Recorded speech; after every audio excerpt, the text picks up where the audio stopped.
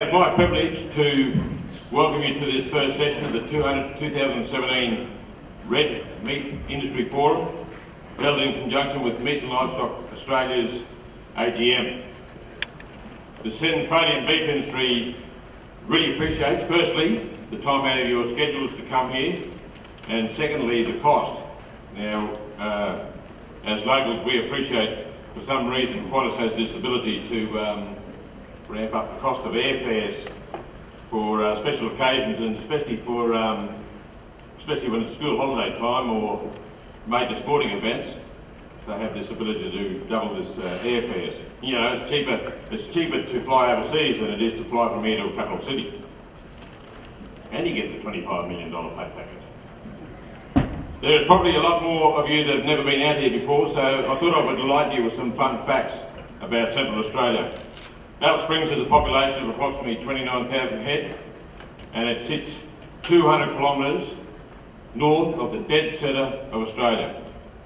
The country is best described as arid to semi-arid, and covers an area from the WA border to the Queensland border, south of the SA border, and about 300 kilometres north. Average rainfall ranges from 100 millimetres in the south to 350 in the north, but given where we live, that rainfall can be as high as 1,000 millimetres or zip. The pastoral estate covers an area of approximately 240,000 square kilometres and is running in the vicinity of 350,000 head. The breakdown of land types includes 140,000 square kilometres of spinifex and sand plains, running to the better country, 800 square kilometres of Mitchellgrass plains. Probably the most common land type would be the open woodland, supporting oat and umbrella grasses, but in that mix there's also 30,000 square kilometres of mulga country and 20,000 square kilometres of Gidgee country. There are around 64 operations in the district, which are all family run, or traditionally family run, but although just of late we've had investment from the Philippines, and from Canada. Sanders are the most popular breed, with an average herd size in the place of about 5,500 head. So Sanders is the most popular breed, and running with Herefords, Shorthorns, Angus, some Murray Greys, and also a sprinkling of Droughties and Brahmans. Trapping accounts for 80% of the way cattle are mustered.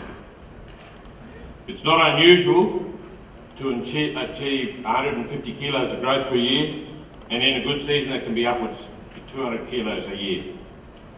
And given our geographical location, we have markets in every corner of the country, and for all types of markets. So it doesn't matter whether it's EU, MSA, organics, the whole lot.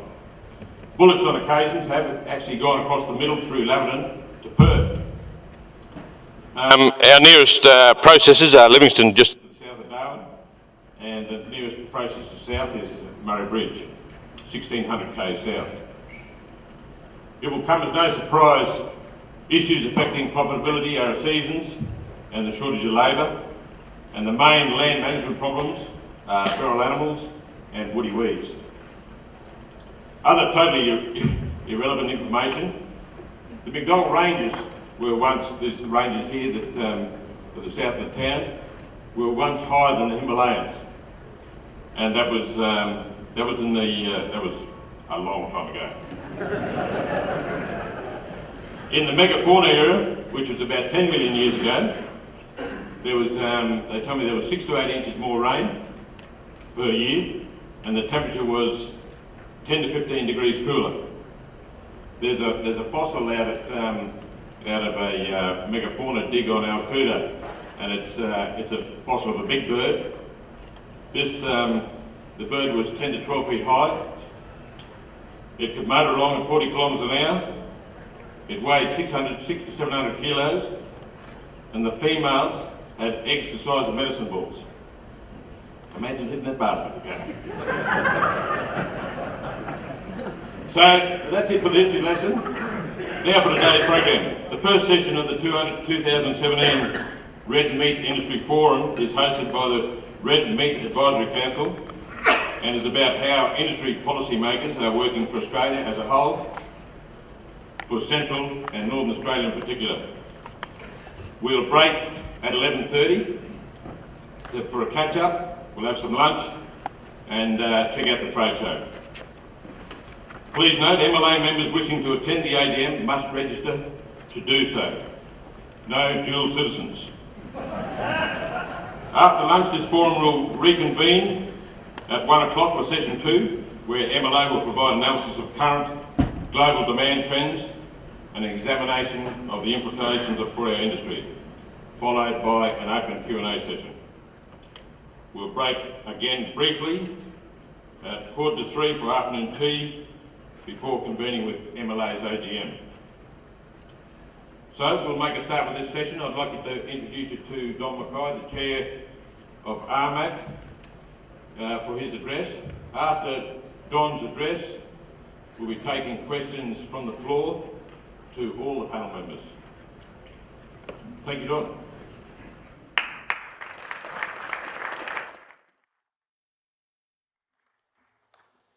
Thank you very much, Chris, and welcome to everybody. And again, extending the thanks of the whole red meat industry for hosting us here in Alice. I'm sure Richard and Michelle will talk about this later, but this is a terrific roll-up of people, and I think much larger than we've seen at any of these events in recent times. And maybe that's a reflection of a great place to visit, and perhaps a reflection of some good times in general within the red meat sector. So, but we're very pleased that you could be here. And particular thanks to Chris. I'm probably premature in thanking him because you might ask hard questions, but Chris is obviously a strong advocate for the industry in this part of Australia, and we're very pleased that he's been able to take the time to be involved and to MC this session. Because what we want to do today is hear from you. We've tended in these events to speak to you about what we think you want to hear and about what we're doing, but we're changing the format, so don't let us down. Make sure you ask some questions. Difficult questions should be directed at the people here. Simple questions are directed to me. So I've already instructed Chris how to do that. So firstly, I'd like to talk about a few key issues and opportunities for our industry. Some of these are my views, so I'll be a little bit controversial at times, hoping to spark some good discussion and debate. But firstly, who the hell is RMAC? The red meat industry has suffered from, I guess, a view that this is complicated. It's not really. But in this section of industry, the Red Meat Advisory Council, is where the whole of industry comes together and collaborates and discusses and manages cross-sector issues and opportunities. And a key example of that is the free trade agreements that have been successfully negotiated over the last couple of years, where under the auspices of RMAC and with the assistance of the service providers and particularly MLA, we have task forces that provide direct information and direction on behalf of the whole of industry on what our positions are on trade. And I think that's been an enormous benefit to the industry, with the particular examples of China, Japan and South Korea, where I think we did reasonably well. In fact, in some cases we did extremely well, and well in advance of some other agricultural sectors. So if you speak with one voice, it's very easy for government to listen. So that's been an important part of that. Another is around integrity systems. And I'm sure that MLA will talk about that, and if we don't get a question about it, I'll be surprised. But we really are trying to prosecute the case for the importance of those systems, and I'll talk a bit more about why that is. Because we have a great opportunity here within Australia to enjoy the benefits of an industry that can do things that others can't. So it's really up to us and this group of people and you to participate in that. Another part of what we do is to develop the strategic industry strategic plan, or the MISP as we call it, 2020. It's been a 5-year plan. It will move to 10, which is I think more obviously a long-term plan and not just an operation plan. So that process has been completed some few years ago. We're now in the middle, and we're in fact doing an assessment of that plan as we speak. The other is we manage the industry reserve funds of some $42 or $43 million, and the income from that fund, and it's managed very conservatively and prudently, and the income from that funds the peak industry councils, or a percentage of that, of their cost of running, to represent you on behalf of the whole of industry and you to government in particular around policy and policy development. And RMAC does in fact advise the government on key issues in a direct sense. So the Red Meat Advisory Council, as it says, it's a council which is charged with the responsibility of providing advice to the Minister of the day. In this case, as I stand here, it's the Prime Minister Malcolm Turnbull, who is acting Minister for the Department of Agriculture and Water Resources. So that's the role of us. And before I proceed, I'll just talk about who they are. Alan Piggott is the absolutely brand spanking new President of the Sheep Producers Australia, the newly constituted body, and I give them great credit for moving and getting the job done. It's fantastic, and we thank Alan for being here. Howard Smith, who is the President of Cattle Council Australia. Rick Gates, who is the President of the Goat Industry Council of Australia. Tess Herbert, President of the Australian Lot Feeders Association. The Honourable Simon Crean, Chairman of the Australian Live Exporters Council. James Campbell and Lockie Hart, both from the Australian Meat Industry Council, representing the processing sector. So as you can see, we represent the whole of it, not just production, but right through to including feedlotting and including meat processing and retail, because AMIC represents a very, very substantial amount of the retail sector as well. So I'll talk a little bit about that, what it really means.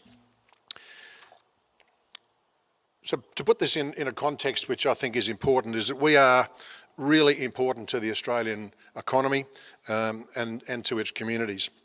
And we have just very recently, in conjunction with MLA and working with Ernst & Young, have provided a snapshot of the industry called the State of the Industry Report, which is available, and it talks about what this industry really does and what it means, which gives us an opportunity to work with government so they do really understand how important this industry is.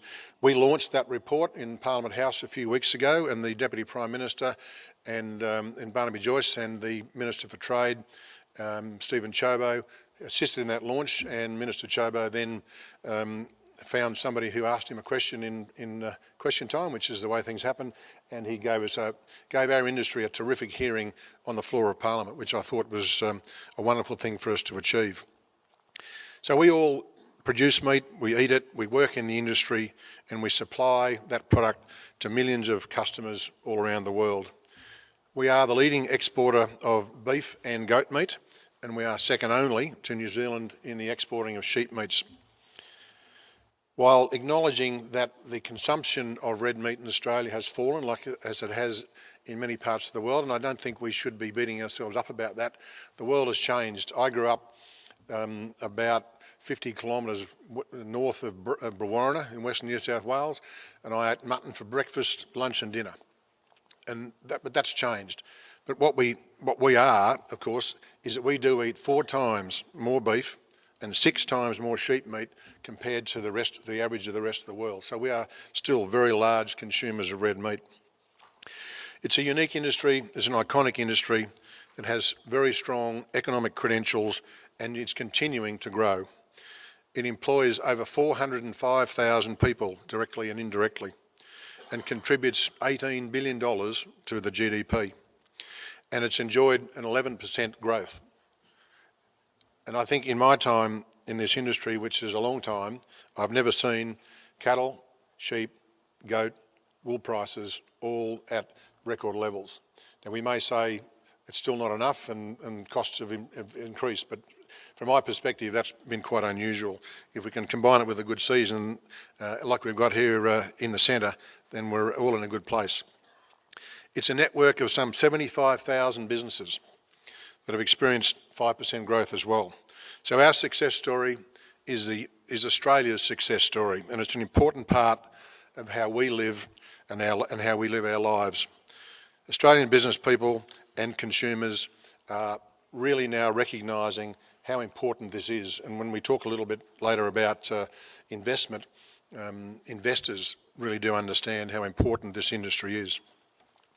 So a few key issues from me. Firstly, industry investment. Investment in this sector has been inadequate, particularly in production, for a long time. It has relied very heavily on debt for growth, and we clearly need to involve the increased injection of equity into our businesses. Very few Australian funds invest directly into agriculture. A few exceptions. Macquarie Bank, QIC, and AMP has been in, then out, and I think got in again. And I think in its recent sale of the Sustainable Ag Fund is probably now back out. But when you go overseas, that's not the message that you get. And I've travelled the world raising capital, and it's a very easy story to tell, the story of Australian agriculture. Unfortunately, a lot of funds in this country don't recognise the long-term nature and the safety of investments in agricultural land and agricultural businesses. As I said, the international investors get the story, and we're certainly seeing a lot of that. And that story is around clean, safe food and taking a long-term view of that investment. Overseas investment has been and will remain a critical element for the development of our industry.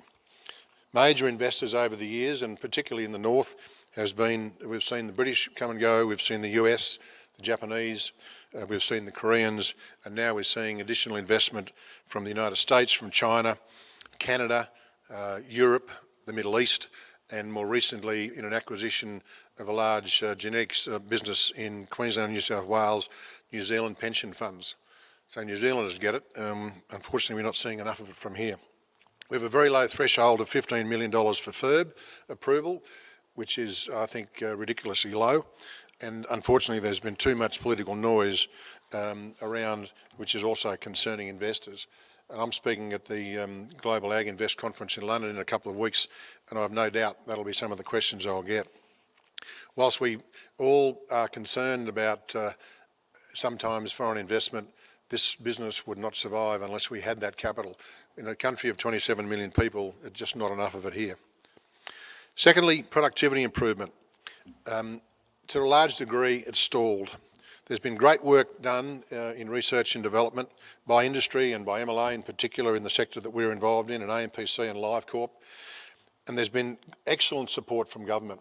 So the matching funds, which we applaud government, and both sides have maintained their commitment to that, and we find that to be a vital element. However, extension and adoption remains quite poor. Governments, particularly the states, have walked away from this essential activity. I will say, where I'm standing here in the middle of the NT, that's probably a little bit of an exception, because I would believe that there's probably more from the government departments in this part of the world than others. And industry has not yet picked up the ball. Intensive industries are somewhat the exception. They understand their costs. They're very, very fast adopters of technology. Feedlots, for example, processing, intensive farming. I'm involved in cotton and grain, and within minutes of something coming available, the industry grabs it and runs with it. And I think that's a terrific thing, and we need to make sure we have that same mindset in the production of our red meat. So this area will be a significant focus for us up here on the stage at ARMAC and its members over the near term, and we're working with government, and we're certainly working with our service providers on making sure that we have enough extension so that we can get the adoption of the sort of work that's already been done. There is an argument for reduction in R&D and increase in extension. You can't stop improving, so it's vital that we get everybody on that same train. Thirdly, our industry has come under significant scrutiny in recent times. We've had 2 Senate committee reviews. We've had a review by the ACCC. We must, as an industry, recognise any shortcomings that we have and look for constant improvement. However, our industry does not deserve the disproportionate commentary it has received following these reports. Industry is very largely functioning very well, with strong competition and good pricing. It's competitive, but unfortunately our industry has had a combative style of relationship between production and other parts of the chain. That traditional process is changing, and I think we need to make sure we change it as fast as we can. We have to be part of supply chains. If you can't have your own brand, be part of one. If you're involved in a supply chain, then there is a commitment and a relationship between all those people that shares information and can share rewards, rather than the combative style that we've all grown up with. There is lower price volatility, and I think is really the success, the future for us in terms of running successful operations, where you can lower the volatility and the risk associated with our business with the massive investments we've got. There are many levels of competence within our industry, particularly at the production level, and we cannot and should not, accept the imposition of regulation or the dilution of systems that seek to take the industry to its lowest common denominator at the expense of the bulk of industry. Like all industries, we need to accept that there are poor performers who will fail, and there are better performers who will grow.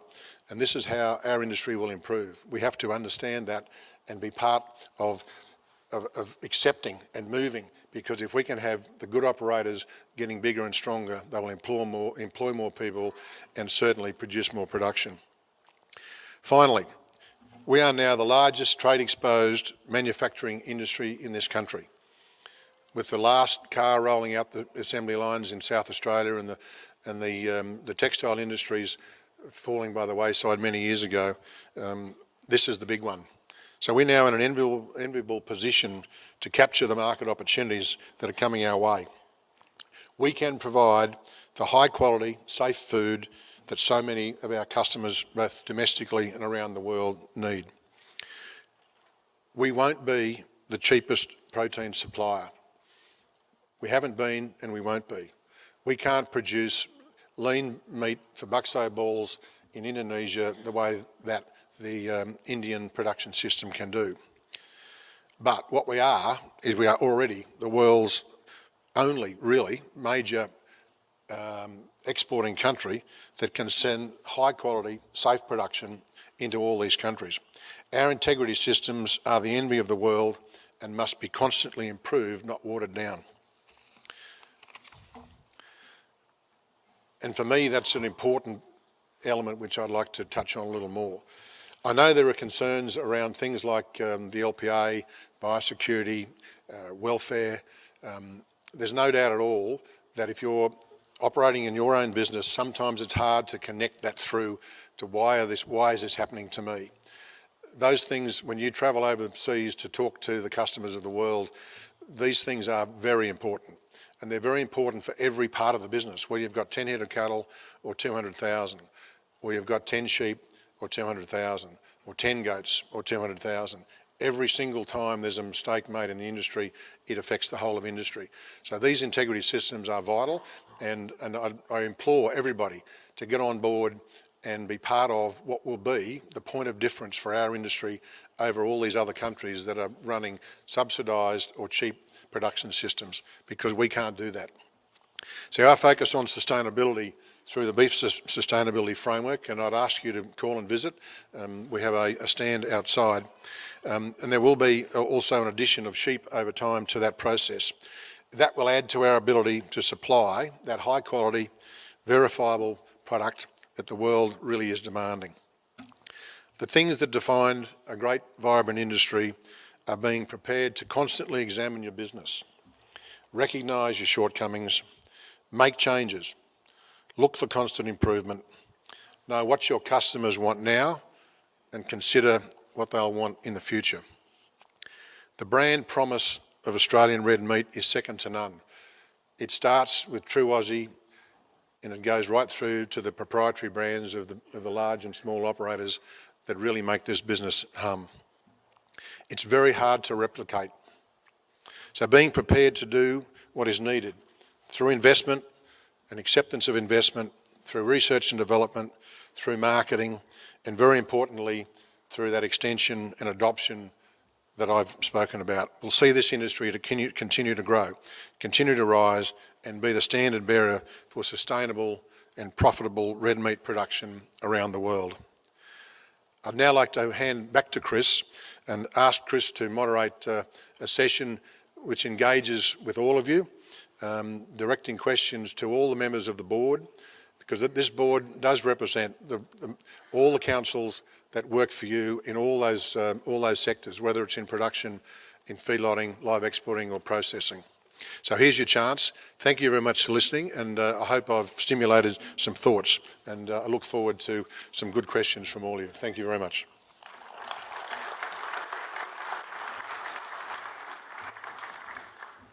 Thanks, Don. I'd like to take you up on that point about the territory government, especially the Ag Department. They are really helpful in this country. I sat with NABRAC for a while, and the feedback we got there was the Queensland departments were withdrawing their extension services, and we in the territory were maintaining our levels, so we were getting a good response from them. Probably not so much the roads, though. We lack a bit in the road department. Don, I'd like to take you up on another point there too. The brands. There was the conference, Smart Beef conference at Armidale. There was a lot of talk about brands.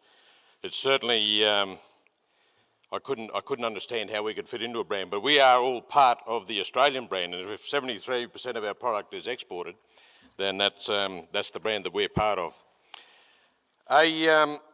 Howard, mate,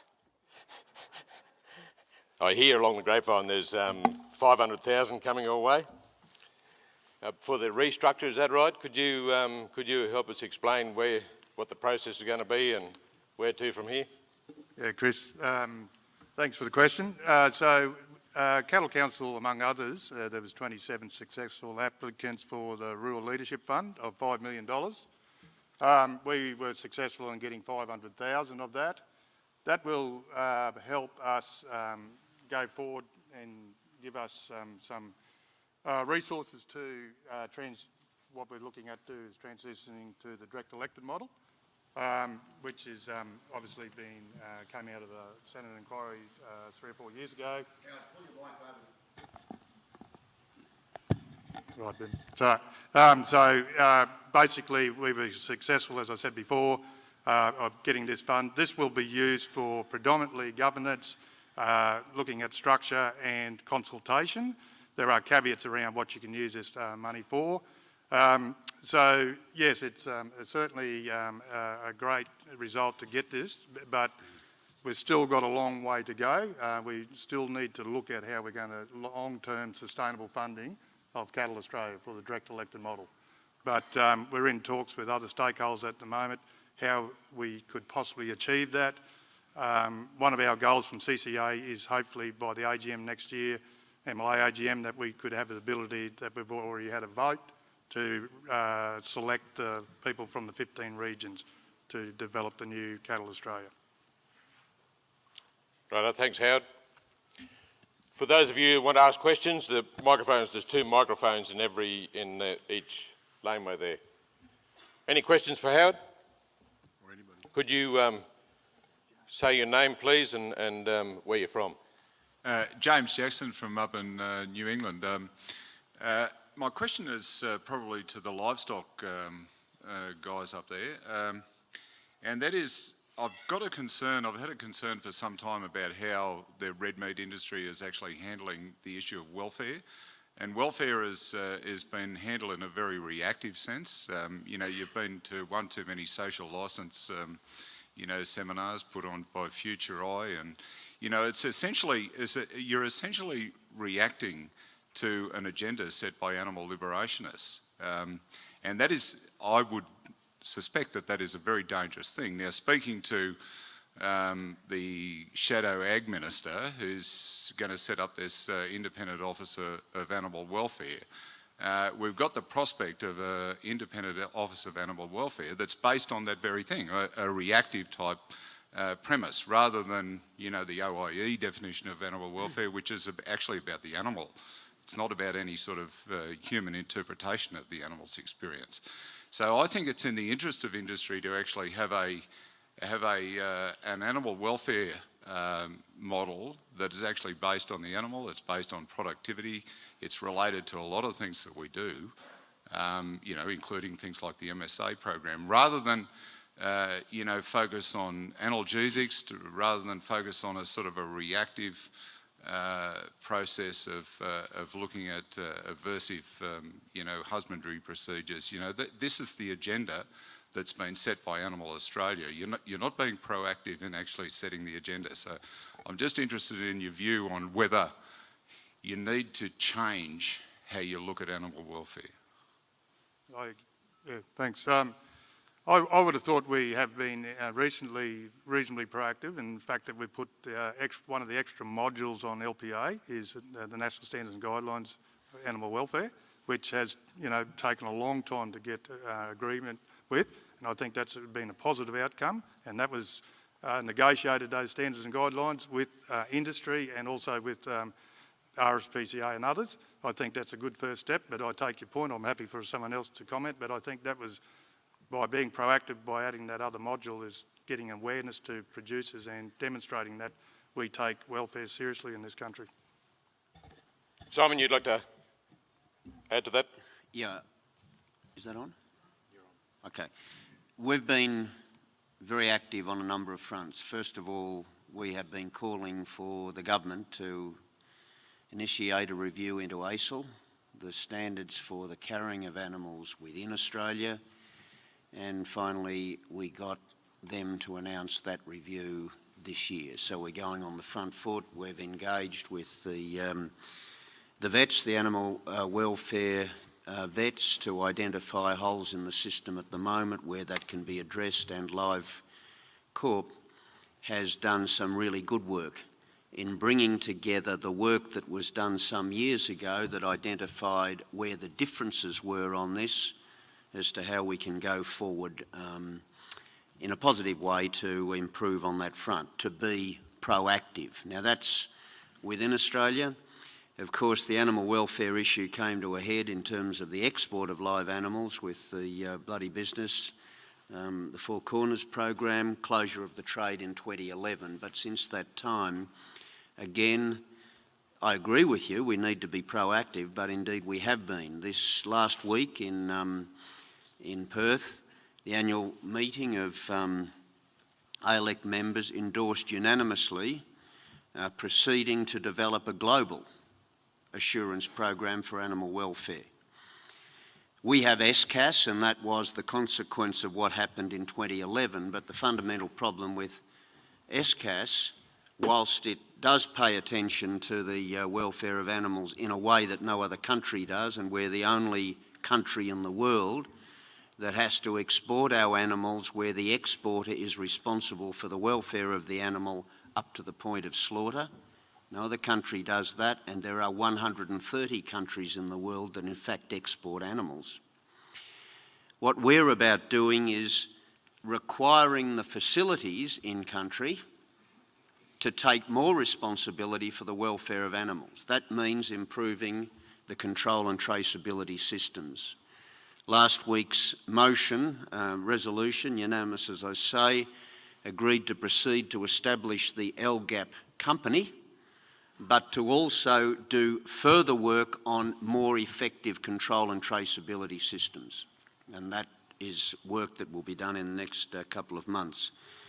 Third area where I think we're also being proactive is saying, why are we the only country that should have to have this responsibility? And if in fact we're entering into trade negotiations, trade agreements on regional bases, but also now in Europe, and I'm involved with the negotiations around the European Free Trade Agreement, why not us be saying to the Europeans, you embrace these standards that our exporters embrace? Not only does it restore a competitive position, but it is actually going on the front foot with the importance of welfare in the supply chain. Now, that's still work in progress, but all of this has been the agenda that we have been pursuing. I might say also that OIE, the international body that you referred to, recognises Australia's animal welfare system as world leading. Well, we want it to be embraced by the world. We won't do that until we get the proper systems in place, until we ensure control and traceability through the supply chain.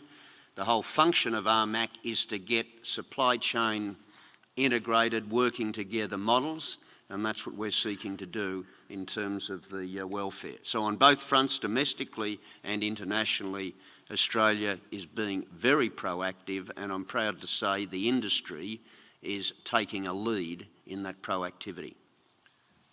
Don, you got something to add? Thank you. I'd just like to add something further if I could, and thanks James, I do appreciate the question because I think it's one of the really important things that we've got to deal with, and I don't see us being defensive to your question at all, because we haven't got it all right yet by a long shot, and I don't think our communication of the importance of this to the whole sector has been adequate in my view, and I think the LPA example is a very prime example of why we're doing this. Why is that module there? We need to make sure that everybody understands absolutely. So this is not just simply about protecting our position, but as Simon has said, this is all about the things I spoke about of putting us in a preeminent position. Because if you go into Europe and the Argentinians and the Brazilians are all wanting to charge through the same door, and I'd say that's fine, come through the door, but these are the rules to come. And we are better placed to do that than anywhere else. And one of the things that I think that has been I'll make 2 points. One, at Smart Beef the other day, which Chris referred to, I said I was sort of late to the party in accepting and understanding the whole concept that the elected representatives didn't control us, but the people did. And, that's changed because of, this little thing and among other things. So I've accepted that and moved on. But what I haven't moved on is that we work closely with people like RSPCA, but I won't engage with somebody who wants to close you down. We've got to understand why they want to close you down, but the Animals of Australia and those sort of people, to me, they're just not the right source. Because, and I had this debate with a lady who was trying to beat me up at the World Meat Congress some years ago as she stood in leather shoes and leather belt. The concept was lost on her, I must say. But it's a great question, and let me tell you, everybody up here is focused very closely on it. So Tess, you lot feeders, yep. Is that working? No. Yeah, it'll just talk to it. Turn it around. If I could make a response quickly, and thank you both to Chris and Don for the Smart Beef plug. That was Alpha's annual conference and our AGM held 2 weeks ago, and phenomenally successful. And again, thanks James for the question, because animal welfare is front of mind for all of us along the supply chain. Animal welfare is really not negotiable. On a couple of levels. Our customers are demanding it, as Don would know, and he gives the example of overseas customers who are requiring increased animal welfare standards and guidelines around our product. But it's also on a values level, and it's something I agree we need to get our heads around how that looks. Within our industry, we liaise with the RSPCA at least once a year, sometimes twice a year. What we're trying to do is to be on the front foot and be proactive and figure out what are our stakeholders saying about our production system. And we recognise that as an intensive industry that may be more challenging. We've introduced, I absolutely applaud industry for the two new LPA modules. I believe it starts with being underpinned by our standards and guidelines, and then the LPA modules on animal welfare and biosecurity work further to enhance that, and to work with animal welfare right across the supply chain. We can all individually do what we do in the animal welfare space, but it's really important across the supply chain that we all address our own issues. In the feedlot space, we have a quality assurance system called the National Feedlot Accreditation Scheme. Animal welfare is embedded into that as one of the modules. We've increased our animal welfare standards within NFAS just recently, and it won't go away. I can't imagine us ever taking an animal welfare standard out of NFAS. It will increase. I think that's just the reality of where that space around animal welfare is. I think industry is actually being remarkably proactive in this space, but I agree we need to do more. We need to be more aware of what our stakeholders are saying to us. We need to engage. We need to figure out what they're seeing that maybe we aren't if we're too close to it. And I think we're heading along the right track, but I agree we need to do more. Thank you. Chris, if I could just close out the supply chain. From a processor's point of view, the processing industry has adopted animal welfare standards, a voluntary standard, but currently 84% of all cattle slaughtered or animals slaughtered in our processing plants are going through an accredited plant. And we're now starting to see that accreditation being adopted by some of our end user customers around the world, but also here in Australia, with the retailer Aldi making that as a prerequisite for supply into their stores. All right, thanks, Ian. That gives you the answer, James? Right.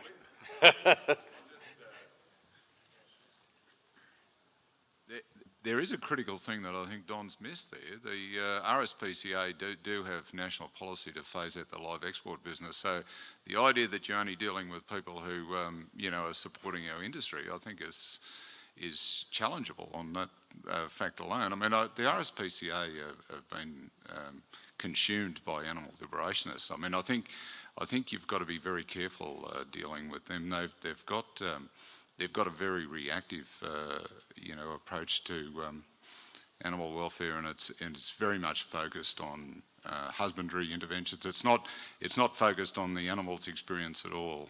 So the OIE definition, have a look at that panel, because what we're doing in animal welfare, not only in the red meat industry but across animal ag in Australia, is not actually animal welfare. It's a conflation of social licence theory and animal welfare, and they're not the same thing. So just be careful what you're doing, because you could be damaging the ability to actually frame this independent office of animal welfare to actually be an animal welfare office rather than a social licence office. So be very careful about that. Right, thanks, James.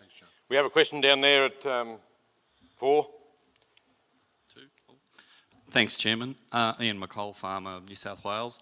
Don, you said you wanted the easy questions, so I'll throw an easy question at you. You mentioned in your speech the combative relationships that we have within the industry, and I think as producers we'd all agree that if we could have better relationships and perhaps a greater trust through the whole supply chain, and there's no point throwing stones at anyone, we're all guilty of it at certain stages, saying, well, yeah, someone else in the industry is doing better than we are. I was interested in your thoughts as to how we might address that. Yeah, thanks, Ian. Yeah, that easy question. The reality is that if you look at, but it's a question that has to be answered, is the point. If you look at, and I'll be interested from Lockie or James and perhaps Tess commenting about this, because I think it's one of the key components of what will make us better. If you talk to people, and I'm sure there are plenty in this room, who have got long-term relationships with the next point in the chain in their business. They're getting strong feedback, they're making decisions based on that feedback. They are not always getting the high price, but they're not getting the low price. That they're working with that person, they have a level of trust. And that's where I think we're moving. Now, whether, not everybody's going to get there, I accept that, but a large chunk of industry has to do that. And I'm sure if you talk to, and I'm sure Lockie or James or Tess or someone will talk about this, but those people who have got those relationships now, they're not the ones complaining. They're not concerned about these issues. They're working feverishly on improving their business. So that's the way to do it. As I said at Smart Beef around brands, you just simply can't all have your own brand. If you try and brand a commodity product, you'll just be dearer than the bigger operator. So you've got to be part of someone else's or have something with a point of difference. Australia has a general point of difference, which I think is the point that you picked up on, Chris, around brands, because we've got a brand that is absolutely second to none, and we've got to be part of that. But at an individual level, it's getting part of a chain. So, Chris, with your indulgence, maybe some others might like to comment on that. Lockie, James? Thanks, Don, and thanks, Ian, for the question. Look, there's no doubt, I was part of the infamous Senator Barry O'Sullivan tour of central Queensland, and to have a processor represented on that tour, I was sort of expecting that we were going to, I was going to receive a fair bit of feedback from the producers with regards to their relationships with processors, because it was at the time when I think the processing sector was under a lot of pressure from the senators and the inquiries that were happening. But I've got to say that a lot of the feedback wasn't necessarily about the processes in that particular case. It was probably more about representatives, the representation and ensuring that the voice of producers was getting carried through to government or to the decision makers. And I can say from that, I think the industry has moved forward. We have no doubt learnt a lot from the ACCC inquiries. We've learnt a lot from the Senate inquiries. And I think the real thing is, I think as leaders of this industry, there needs to be a lot more collaboration. There needs to be a lot more consultation up and down the supply chain. You are starting to see quite obviously, processes going forward. I understand at breakfast this morning that Tom gave a very good presentation about what they are doing as an organisation to develop that level of trust that you referred to, Ian. I think from AMIC's perspective, our processes, we understand that we are just a part of a supply chain, that we do have agricultural inputs, which are cattle and sheep and goats, and we need to collaborate up and down that supply chain to ensure that not only is this industry sustainable, but every sector is going to hopefully iron out these boom and bust cycles that we currently experience, and our businesses can go forward. Righto. Sorry, if I could make a quick comment, if this comes on. It will. Yep. It will. Just from our perspective, look, Ian, it's from a feedlot perspective, it doesn't generally tend to be a combative relationship. Along this table here, we're all customers and suppliers of each other, and I think there's a recognition along the supply chain generally that we need each other to survive. Acknowledging the vagaries of the market, and they exist and they will continue to exist, but it's in no one's best interest for any part of this supply chain to fall over. So I think we need to recognise that often you're talking to a customer, not the enemy, and treat each other accordingly. Yeah, I'd just like to make a comment. And that's fine. I think we're heading in the right direction, but we really need to have a mature conversation that we don't get the repeats and the cycles that we had 3 or 4 years ago. Either one sector's winning and the other one's losing. When are we going to one day have a mature debate and say, let's look at policy that tries to iron those lumps out? And I'm not saying we can get rid of volatility to that degree, but there's got to be somewhere along here that we're all in this together, and we don't keep seeing when one's winning, the other one's losing. Yeah, thanks, Howard. And I reckon that's what came out of the breakfast meeting, was this notion of trust. And it's certainly for us producers around Central Australia, we've had a big trust issue with processors, and this implementation of DEXA might, well, it'll fix us or wipe us out, but we'll wait and see. Right, question there, please, at number 4.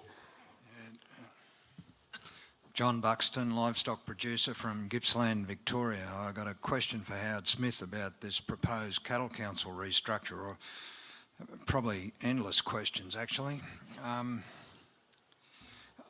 First of all, I'll admit ignorance in terms of what's proposed, but regionally elected representatives, elected by who? How do I get to have a vote? How do I get to nominate if I want to put my hand up? Who will those representatives be answerable to? Does my normal communications channel through my state farmer organisation become redundant in terms of my ability to influence the process? Does my membership become redundant? I reckon we might pull it up there, thank you. Yeah, and how's it going to be funded? Do the people who get elected fund it? Do they pay for their seats? Righto, that's a fairly big question. So basically, I'll give a brief where we've come to. So initially we had the Senate inquiry that was instigated by the Deputy Prime Minister. There was recommendations out of that we go to a direct elected model. In February 2015, with the implementation committee that was led by Cattle Council, the Minister instructed Cattle Council to take the lead and consult with other stakeholders, other groups. We came up with a restructure of the 15 regions. There'll be 15 people democratically elected by all levy payers. They will then go from that 15 to a board of 7. then also to have the capacity of that board to have 2 skills-based people or an independent chair as well. This will be funded initially. There was talk of funding this by a portion of the levy. There's no appetite by the government to do that. We have prosecuted to get a portion of the levy. We've looked at multiple funding options, which we're still working towards at the moment. As I alluded to before, we're looking at maybe an option of trying to come up with some sort of service type level agreement, which we have at the moment with Cattle Council. I think this, the SFO question, I think there's no reason that the SFOs can't participate in this, put their candidates forward in the regions.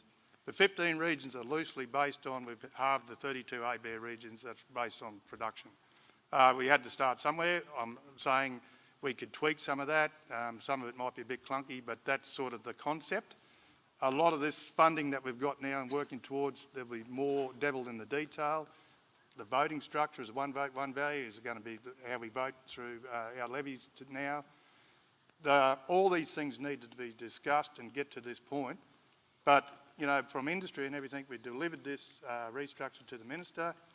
He never thought, I think, that was ever going to happen. His comment to me, well, what's next? Peace in the Middle East. We actually delivered on that. He said then that you do that, we will find the funding. Well, we're still waiting. Cattle Council's never been answerable to government, so why would you be bending over to do what they want? So, bending over to do what they want. Cattle Council's not answerable to government. No, So why would you be jumping to their tune? We're not jumping to their tune. From the Senate inquiry and the overwhelming desire from a lot of levy payers to have the ability to participate in a direct elected model.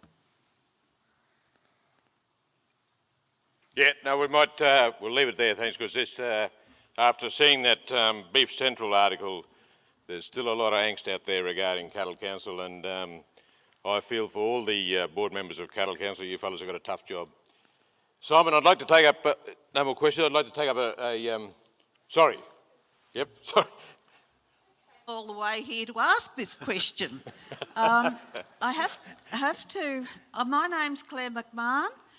I am a very small producer down at south of Eden, that's very close to the Victorian border on the coast, beautiful part of Australia. I say I'm a small producer. I would have 50 breeders and my helpers 2 tractors and a Kelpie dog. The problem we all have, especially on the far south coast, is feral deer, and trying to convince the government to call them a feral deer, not a game animal. Now, the protection that comes with the status of game animal means you can't shoot a deer half an hour before sunup, half an hour before sundown. You're not allowed to go after them in a motor vehicle. You can't hunt them with a dog. You must have, if you're not the farmer yourself, you must have a game licence. If you shoot in forestry or national parks, I think it's mostly forestry, I don't think you can shoot in national parks, you must have a recreation licence. All of those licences cost you another $70 on top of what you've got. Now, you can't spotlight them. So, some of the farms down at Kaya, where I come from, can have 90 to 100 deer grazing on their property every night. And what can you do? A farmer with a licence can do it. One of the guys at Jindabyne, he has 250. He can go out and he can shoot and spotlight, but he shoots 30 Claire, a night. can you get to the question, yes, please? But if you don't understand the problem, Righto. you cannot understand what I'm asking. I joined a delegation through the Invasive Species Council to put pressure on the New South Wales government, and there's only 3 states that haven't declared them feral, to have them declared a feral animal, so everybody's obliged to get rid of them. What we're asking for now is for all of you to consider how much income is being eroded through that. I could say mine's 25,000. I could do with that to pay somebody. So what we're asking you to do is to consider, one, getting the New South Wales and Victorian government to declare the feral and not a game animal, and the government is dependent on two shooters parties to get it through, and they can't do it because it's shooters party. Don, can you I help Claire out here, I'll please? respond to that if I can.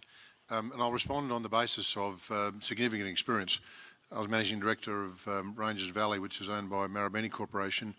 I would estimate on the station we would have between 2,000 and 3,000. You could drive within 2 minutes of the homestead and see mobs of 100 charging through fences, so I understand your point. I think the best thing for me is to take this on notice. I will make, in fact, search me out somewhere and I'll talk to you about it later in the day, and I'll talk to people, because these are an introduced animal, exactly the same as rabbits and foxes and everything else. So we need to deal with it, and it's not just there. I can tell you they're in large proportions in Queensland. And they're certainly in the top end of the territory. So they're around everywhere, and there's no predators. They're just breeding up rapidly. So leave it to me. I'll talk to you. Thank you. I couldn't ask for more than that. Okay. Thank you, Claire. Yeah, just a quick question back to Don. Jason Tromp, sheep and beef producer from northeast Victoria. Just this challenge around adoption and behavioural change. You've all invested, everyone along that panel's invested a lot of money in building known technologies and things that we know make a difference, yet adoption levels in a lot of cases are down to, say, often 5 and 10% of the ultimate user. I just wondered what, and that's where we get our payoff as an industry ultimately, what's your approach? What are you thinking of doing? So it's really a question just back to something you touched on in your presentation. Yeah. Thanks. Yeah, thank you.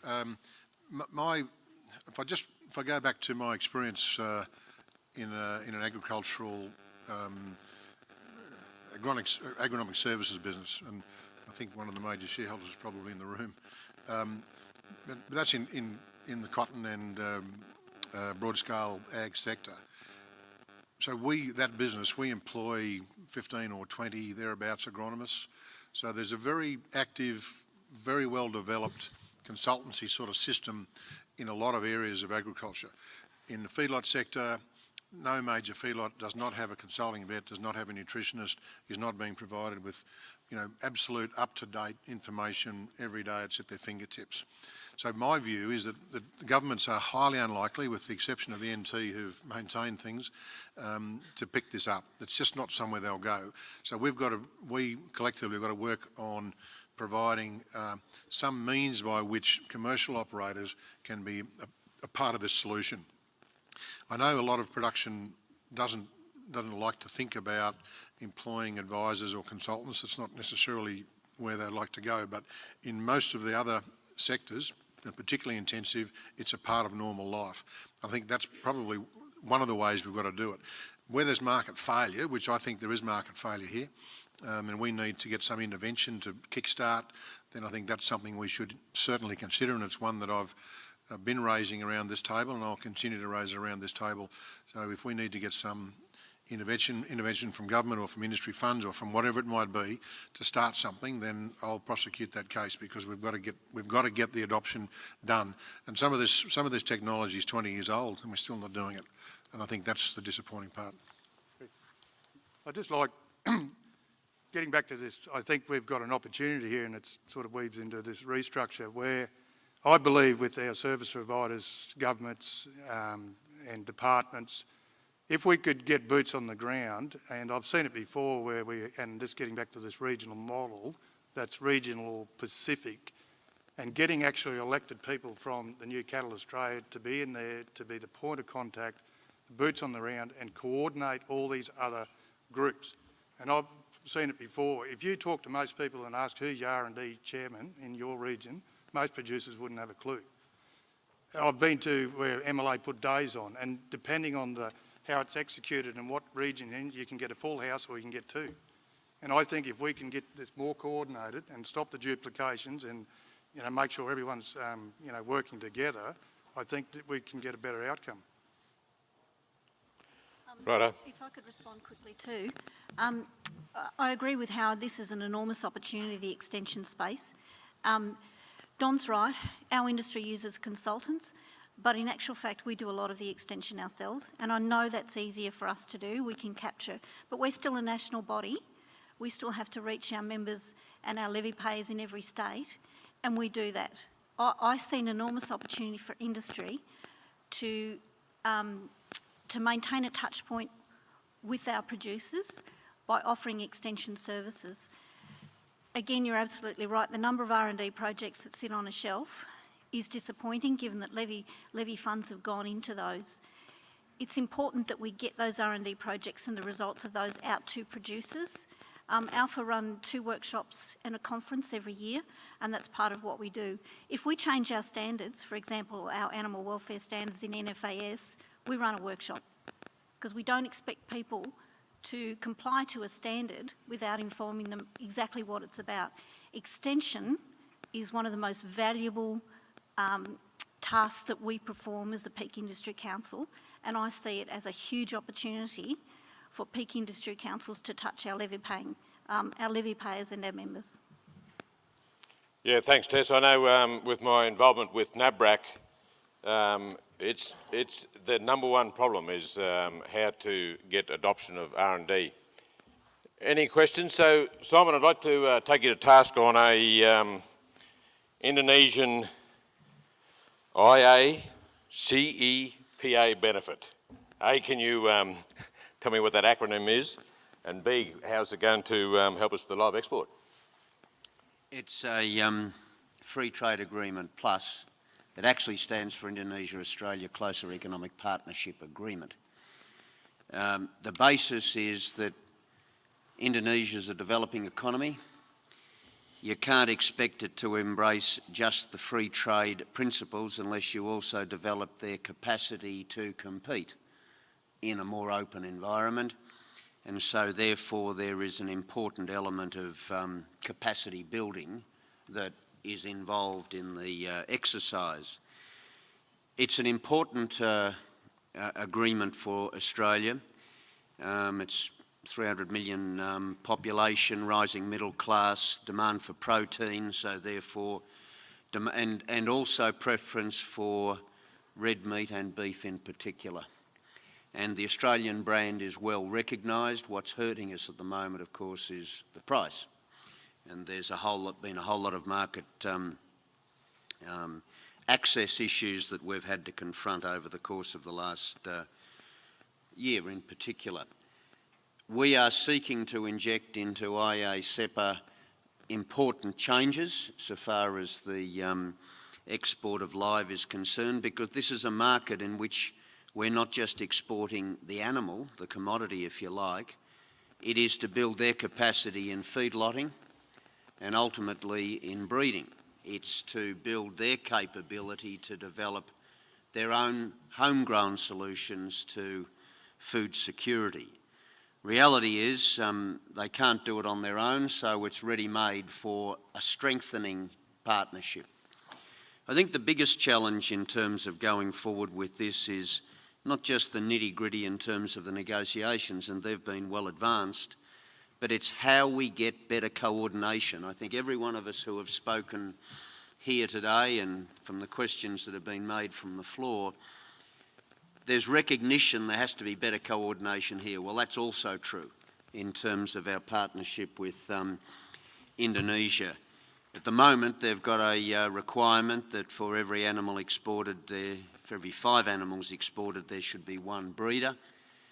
The trouble is there's no real follow-up for how that breeding can be successful by just putting them into feedlots. Now, we have a red meat partnership which is funding research work into different breeding programs.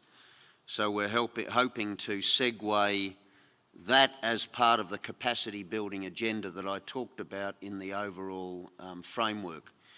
But this is a huge opportunity for our relationship with Indonesia. The government here is committed to it. The President in Indonesia is committed to it, and they've identified the red meat sector as a key component because their challenge is food security. We're in the position in which we've got, it's our biggest market in terms of the live trade. There's established joint ventures in terms of the feedlotting operations, and there is currently important work going on alternatives to the breeding exercise than simply the 5-for-1. Their own research shows the 5-for-1 will not work. The question how the government responds to that, given it's made such a big pitch on price, so they see this as part of the solution, along with Indian buffalo meat and the like, but really, until you build their capability through a number of different fronts rather than mandated unworkable targets, that's really the challenge going ahead, and it's a really important focus of what we're engaged in with the government at the moment. Yeah, no worries. Thanks, Simon. So you could say that it will cement the trade. Is that would be a fair comment, that the fluctuation should be taken out of the job now? Yeah, I would hope so. It's interesting that to the 12 months rolling this year to October, we've had as many live, despite the disruptions, go in as last year. So despite the price impact and despite the disruptions, we're up to close to 600,000. The big problem going forward is next year is the year of reckoning on 5-to-1. So unless we can get an easing on that, that accountability is going to kick in a way which would be a massive disruption. I might just also add that the disruption that came at the end of last year saw a suspension of trade longer than the 2011 closure. So I say that not just for point of comparison, but to show the resilience of this sector, the importance of the Indonesian market to us, and the demand that's still there despite the price impact that's going forward. The price is good for producers, for sure. It's not good in terms of the export, and hence we get the disruption because they try to jiggle price through other means. No worries. Thanks, Simon. Hey, just while I've got you and you're in full steam, the budget for LGAP was a little dodgy when I saw it. Is it being sorted out? Is it doable? I mean, you say it's going to be signed soon or something. No. The budget for LGAP, we had to present to government our ability to make up, to show how it would be funded beyond the 8.3 million that the government has committed to. Part of our approach is to lock in that 8.3, because who knows when there's going to be an election. And I think, as always with these things, once you've got commitment, it's very hard to unpick. I don't think that we'll have a problem with the budget going forward. The issue has been getting buy-in. The problem with SCAS is that it puts all of the onus on the exporter. We've got to try and shift that, but you can't do that unless you improve control and traceability. Supply chain again, this is the linkages, getting people to take ownership when they've got responsibility and be accountable if they do the wrong thing. So getting the control and traceability is right, Yep. but that's going to vary from market to market. Indonesia's less risk than Vietnam, for example. Middle East, in terms of live sheep, completely different market again. So no one size fits all, and the extra work that's needed is to identify the system appropriate for a particular market. That's what we've committed to do the extra work on, but we're also saying to the government, release the first tranche of money now so that we can get the structure set up that is going to administer this and require that point that I argued about before of extending that to acceptance of facilities in market and then the extension of adoption by other exporting countries. Yep, righto. Thanks, Simon. Any questions? Yep, could you come up to the microphone, say your name and where you're from, please?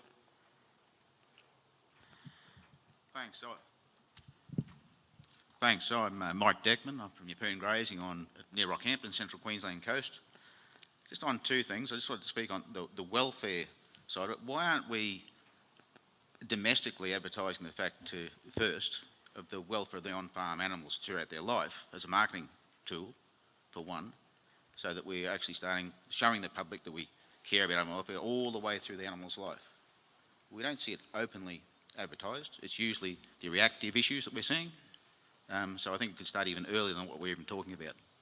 You know, advertise like this animal's had a good life, doesn't matter what trait it's lived, and then through the processing system. So it's possibly another way of looking at it as well. Get there domestically more openly about it. The other thing that's an issue that's probably hard spoken about by all of us and the politicians, it may or may not be contentious, is where's the national support for farmers' use of firearms? It's being eroded nationally. I speak with experience because I'm actually an instructor and have been for 20 years. Primarily, prone production is where I do the training and help that process. So what we're seeing currently is, for example, in Queensland, the erosion of farmers' ability to carry handguns, semi-automatic firearms for particular uses in the right locations. It's about more so the humane and effective culling of sick, injured animals, the workplace health and safety of using appropriate tools in the appropriate environments for that specifically. So the question is the ability for pastoralists to use firearms as their needs. That's correct. Yep. So Don, would you like to? Yeah, I'll answer your both questions. I'll have a go. Firstly, one of the problems we've got around welfare is people expect it. Sort of, it's an expectation of normal. So we've got to make sure that we don't undermine that people believe, and I think there's a trust in farmers generally, and that trust remains. I think the research MLA might talk about it later, but so farmers are trusted in relation to their animals. But if you look at the brands that are around the country, there's usually a fair bit of emphasis around, you know, the life those animals have led. Look, can we do it better than we are? Certainly. For example, it's been an issue that I've had with, particularly in education, where we haven't had sufficient focus on farming and agriculture in schools, and therefore the young people are picking up that farmers, you know, do nasty things to animals and environment, you know, and the reality is we don't. You know, we're the ones that protect them.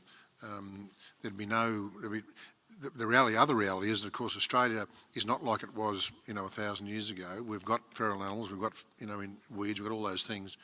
And you people are the ones that actually do something about that and pay for it. So I've got to make sure that we do convey that information.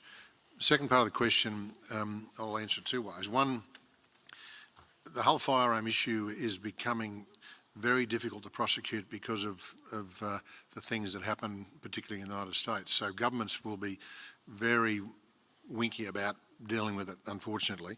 But all I can say is that, you know, where there is legitimate reasons for use of different classes of firearms in particular around, you know, welfare of animals, then we should all protect that ability.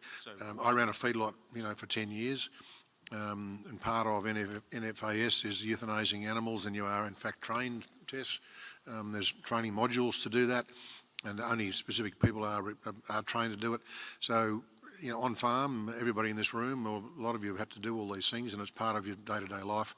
I don't know that I can help you change the politicians' minds because of the mass number of people in the cities who just don't understand. So there's more of them voting than us. I think most of us understand that, but why aren't we having a national voice on this rather than just reactive from the state to state issue, or to lower political or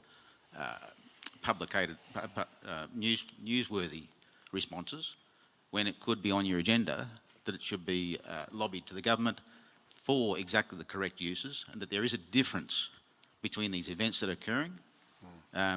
Obviously, Australia was on the trench back when, sadly, Port Arthur occurred. They were ready to go, so there was a change obviously coming then. And we all agree with the correct use of these things, and there's areas they shouldn't be. But in this environment which we work in, we should be making sure that the public are clear on there's a difference between those events the environment those weapons are in and the environment the weapons are in on the primary production area. Thank you, and I'll certainly... Can I just make a quick one, yeah. Chris? The ability, I see AgForce in Queensland has been very proactive on this. If you want national representation, you know, through SFO or others, we need to get a resolution from them to say that this is the issue and give us the evidence, and we can go and put it to our board and prosecute the case. I agree with that entirely, but we've got national representation here. All right. Yep, we can. We'll carry on. I'd like to change tact a bit if there's no further questions on the beef industry and, well, cattle per se. And Rick, goats. You fellas are having a boom time. Can you let us know what's going on with goats? And I certainly can, Chris. Thank you. What I did notice in Alice Springs on the tourist map that there is a billy goat hill in Alice Springs, which led me to ask a few more questions, and the local from local people and pastoralists, and there is a history of goats in the area, small mobs, I believe, for milk and meat. So I'm not right out of my area. So that was good. Yeah, in answer to your question, Chris, we had an over the hooks high of $7.50 in July of this year, which I think most producers were happy with that. There was a correction, and the markets are always difficult to follow, but there was an increase in supply in August, or the end of July, August, and we saw that price come back. But we're currently at $5.40, and which is quite sustainable, and you know, we'll keep working on that, but it's still quite a decent price for goat meat. The period like that, and the reason for that price increase, well, there was just a steady increase in supply over 4 years, and the price just gradually rose to that point. Just to give you a bit of an idea where our markets are, where the main push behind that was from North America. Where they take over 60% of our 1.8 million that we slaughter each year, and we also have a live export trade. But that to get to that 1.8 million, like it took 7 to 8 years before we were half of that. So we've doubled our production in that time. So you know, that's encouraging. So why did that happen is the question, or how did that happen? We're all happy, that we're always pleased to get high prices. For sure, it was to do with MLA and our marketing system, but also I need to add and mention, with quite more, or as important is the processes, individual processes going out into those markets and at times actually leading, as a goat industry council, actually putting us onto leads that we can follow up through our marketing, with our marketing levies. So we've got a lot to thank the processes for. And in saying, and as Don spoke of earlier, we work quite closely hand in hand with the processing industry. And also that, along with that marketing money or levies that were invested, we've got the integrity systems that we also spoke about earlier, which are critical and back that product. And 90% of the goat industry is harvested rangeland, so we've also got that clean green rangeland environment that these animals, these goats, are running in, which is a marketing tool, a very helpful marketing tool, and one we should cherish. So to move on, Chris, I don't like. I'm not I can't pick the Melbourne Cup, but I don't know where we're heading. But at the minute, the indications are that we've got strong, like the market at the minute is strong. and it should remain that way as our predictions on numbers. Actually, we're seeing, due to the high prices, we're seeing a levelling of numbers in Australia. So with that lack of increased supply, we're predicting that the price should remain firm, if not better. So would we bail out of cattle and get into goats? No. Hey. Just a few fencing issues, but I'm sure you'll get around it. Righto. We have a question down here. Thanks, Chairman. Ian McColl. Question to Simon. Simon is interested, I'm sure we'll get a wry smile out of this one, given the current interesting state of politics that we're facing.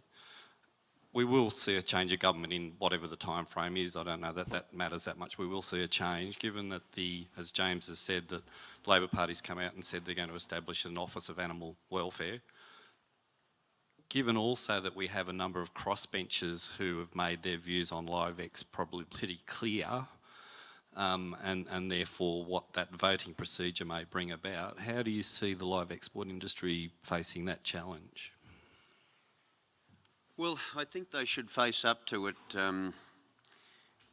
not just directly, but with a degree of confidence that what they're doing, and that's what I tried to explain in response to James's earlier question, that we are on the front foot with this, and in many senses what we are seeking with the Global Assurance Program is to do the unfinished work that resulted from the SCAS implementation. We, of course, continue to engage with both sides of politics, and I think the Labor Party at ECA in Queensland earlier this year had a roundtable with members of all of the sectors across here. The Labor Party has indicated through Joel Fitzgibbon that they would engage with the stakeholders in terms of how they go forward with this. So we welcome that, and we would get in front. But let me also say that despite the detractors, this is a sector that still commands bipartisan support. And that's why this, as much as we can influence it, has to involve us moving forward, embracing change on industry's terms, but understanding where the pressures come at the political level. That's why we have been active in pushing for ACIL reviews, because quite frankly now the sort of research that we're getting back is the concern isn't so much with the practices at slaughter level. Indeed, we haven't had much of reaction to any of those incidents in a long time now. The concern is how, for example, animals are transported within the country. That's why we've got to look at all aspects of the supply chain. But I think that so long as we are doing it with the commitment that we've made, the principle of no fear, no pain for the animal, that's our objective. The MISP strategy, the Meat Industry Strategic Plan, which RMAC oversees, has identified the biggest risk to the sector, not just the live export sector, but to the production sector, is another outbreak of reaction to bad animal welfare practices. It's the reason why the biggest expenditure by LiveCorp, our service provider, is in addressing these sorts of issues. So I think that our commitment is to engage on an ongoing basis, but not wait to deal with a problem, to get ahead of the problem, to engage with stakeholders. And I take the point about the need to engage with the animal welfare activists. Some are harder to deal with than others, but engaging with them on the principle that we are about improving welfare practices from animals, not about closing the trade, because that's no solution. If we're the best in the world, you ask them this question: how do you improve animal welfare if you take us out of the equation? You don't improve standards, you lessen them. And so if we're leading in that path, there's got to be understanding, acceptance, support around that sort of direction. We had good engagement last week in WA with Alana McTiernan, who's the new Ag Minister in the Labor government there. we continue to engage with her because they're applying the same approach in terms of an Office of Animal Welfare. I think so long as we're identifying the path forward on our terms, recognising the problem and dealing with it, I don't think that we should be overly concerned of something being imposed that is something we can't cope with.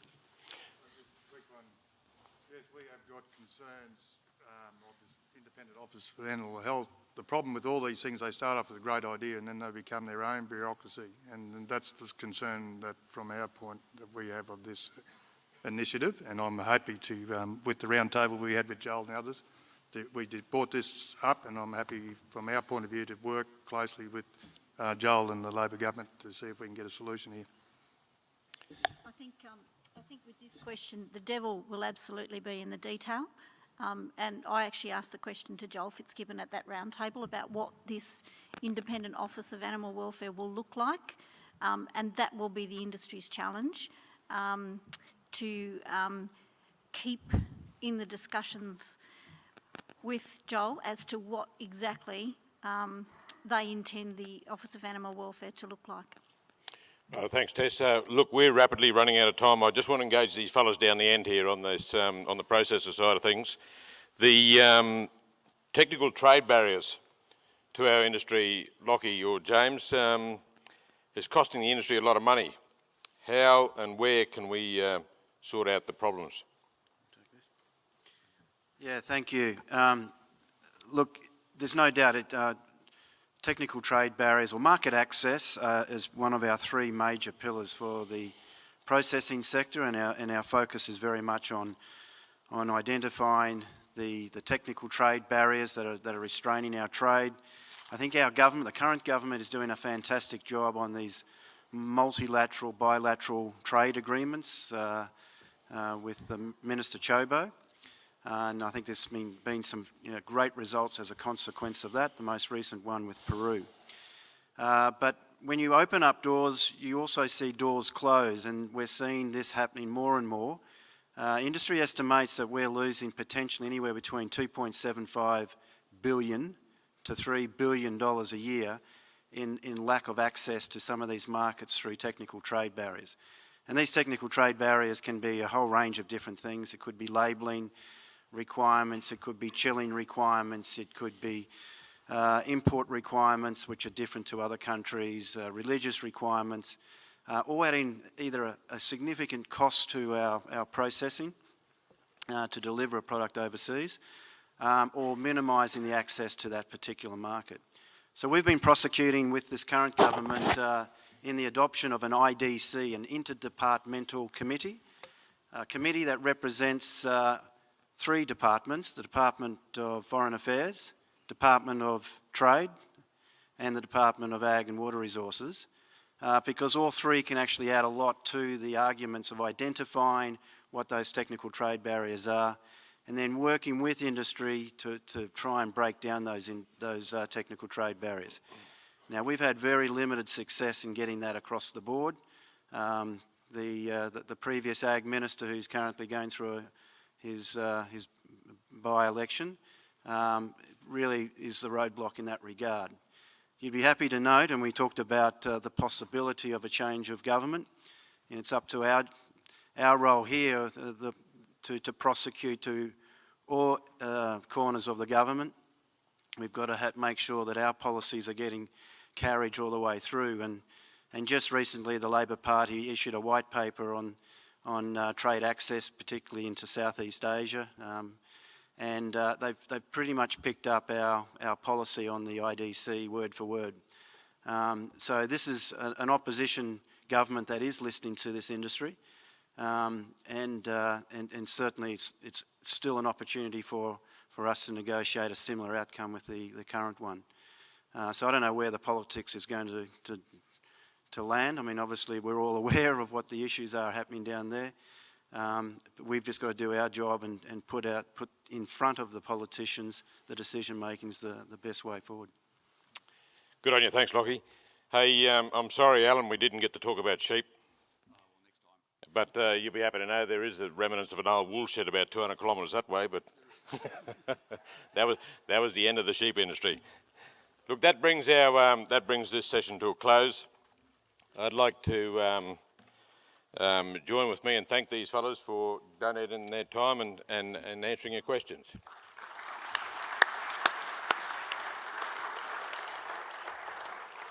So we're going to break now and have a bit of lunch, but we'll be back here at 1 o'clock sharp for the MLA forum. I'll remind you again that the registrations are now open for the AGM. And just before we break, I want to introduce you to Sam Burke. He's the MLA's Business Manager, Food Service and Corporate Chef. And he's designed the menu for lunch. Thanks, Sam.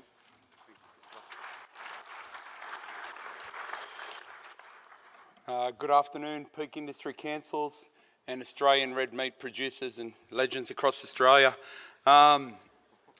We put a lot of effort in today's lunch. We really have countless days in the kitchen, and we really wanted to make sure that we showcase Australian beef, lamb and goat all around the world. So a lot of you producers are out there and you're working damn hard, but you never get to see what happens to the product when it leaves our shores. So that's what today's lunch is all about, to really get into the food and see how it's enjoyed across the world. And then at dinner, we're going to bring you home for the quintessential Australian barbecue. So we'll start off in our Middle Eastern market. We've got some mixed grilled beef chasseliks and lamb chasseliks. So they're just fancy meat on skewers, and we've done a nice apricot Israeli couscous with laban, and that's a whipped Middle Eastern yogurt. Labni is what they like to call it. And then to celebrate free trade into the Peru market, I thought why not celebrate with some Australian beef hearts cooked on the asado grill for you to try. So I know some people, offal's not everyone's game, but trust me, do try them. They are wonderful and probably my favourite dish here today at lunchtime. Over to North America, we've got some beautiful lamb ribs. So we've got a 600 kilo smoker out the front, side smoker that we've been doing lamb ribs on. So we brine them, and I had the lucky job of about 5 crates of lamb ribs and taking the membrane off the back of them and trimming them all up for you. So sore fingers, but I hope you enjoy them. They're really great. So we wanted to show total versatility of the carcass there, and they'll just come straight off the bone, and we're going to serve that for beautiful coleslaw. So nice summer barbecue food. Far East Asian, and we go to Zen lamb racks. So we've got some Asian lamb racks there that have got a beautiful spice to them, and will go well for a nice cold drink. Grilled beef rump, we haven't left that out too in the Asian market, and we're serving that for beautiful seaweed Japanese salad. So that's something for you to try there as well. Over to our friends in Europe, we're always pushing for more access. We've got some poached lamb rump with herb vinaigrette and leeks, and a soda noodle salad, and Chateaubriand, which is the eye fillet. We're going very, very traditional French here. And we've got pommes lyonnaise, which is roast potatoes, a mushroom ragout, and we've done these lovely tenderloins out on the barbecue, and they'll just melt in your mouth. So as you know, we've got the primal cuts, but we're also including the secondary cuts. So it's whole nose to tail dining. Our friends give go to go is what I always say, and it is great. It's a great versatile product, and the most eaten meat across the world, believe it or not. So we've got some vindaloo and naan bread and baby papadums with basmati rice, coriander, saffron and yogurt. Beautiful food out there. The guys, Chef Gavin Wilcox has been amazing. They are really, really proud to serve you guys. I really mean it. They're really chuffed at the opportunity. So if you see chefs running around, just give them a bit of gratitude. They're passionate, and they want you to try the best Australian beef, lamb and goat right here in the territory. So thanks for your time. We'll bring you home for an Australian barbecue here tonight. Come and ask any questions. We're here for industry. Thank you.